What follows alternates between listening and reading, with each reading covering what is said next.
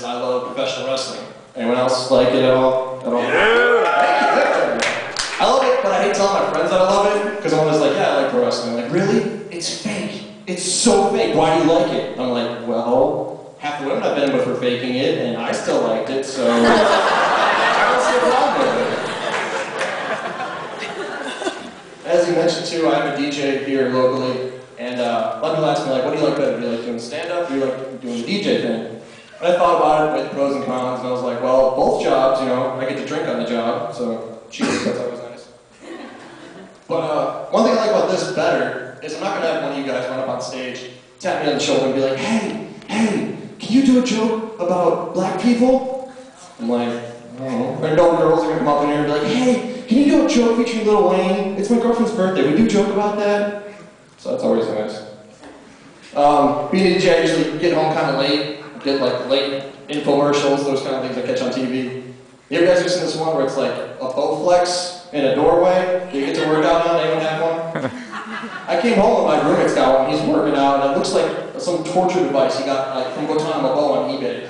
And he's like working out, and he's like, what are you doing there? He's like, oh, I'm doing back and tries, working it out. I'm like, oh, that's nice. I'm like, Hannah Montana's out. I'm gonna do form and cock in my room, so I'll be like,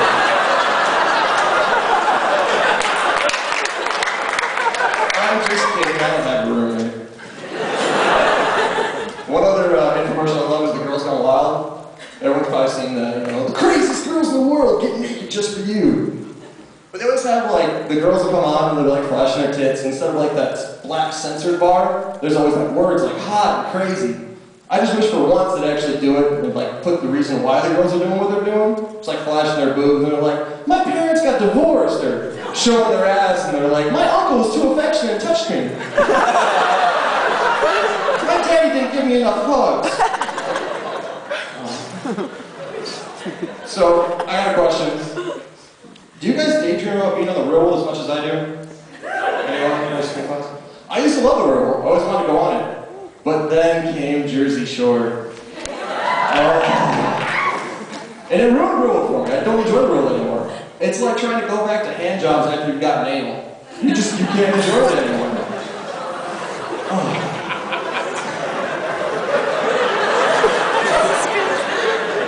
It's not enjoyable.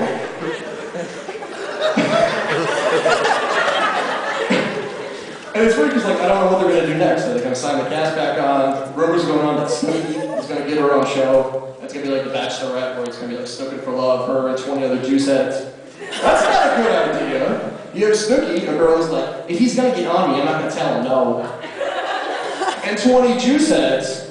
Every week it's just going to be pickles and gang rape, pickles and gang rape, pickles and gang rape. By the end of that season, her vagina is going to look like Haiti.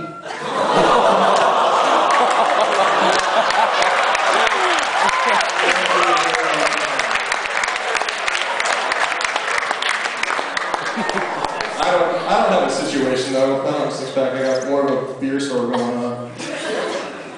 What are they going to do for the next season though? Like, you can't bring them back. Everyone knows who they are. And like, I'm trying to think maybe you could do another race.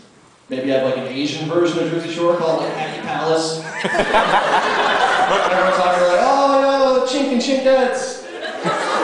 MTV Platinum word at like Driver's Ed, ironically, just for fun. Maybe a Mexican version? Casa de la Playa? 4 semesters of Spanish? I don't think that's right. Maybe, you know, I'm calling them wetbacks and wetbackettes. Having them work at, you know, a market selling fruit. Having cool nicknames like El Nino. Elian Gonzalez. I think the best thing you can do, don't do another race. Don't do another Italian Jersey Shore. Pick a different sexual orientation. You know, San Francisco Bay. 8 of the most flamboyant gay guys you've ever seen, living in a house shaped like a giant dick.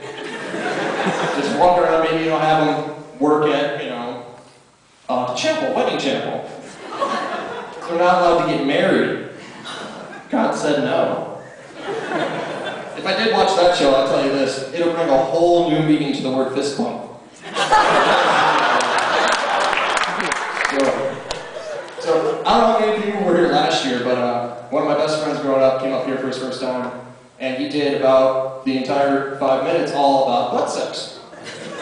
And going with, he's like, oh, butt sex is my favorite position. And first off, butt sex isn't a position. It's an unfortunate choice. Followed by tears. I'll tell you a true story. About the first time I ever got to try it. And I was always thinking, maybe the grass is greener on the other side. It's not muddier, yes, but not greener. So, first time I got to try it, it was a little different, but I've always told, maybe you should use some sort of lube or something like that. But this is like around this time, and I didn't have any lube, but I was getting ready to go on spring break. So I did have tanning lotion. Yeah. I can't walk into Electric Beach without gagging and laughing a little bit at the same time. That's the face you do when I ask her for a blowjob after.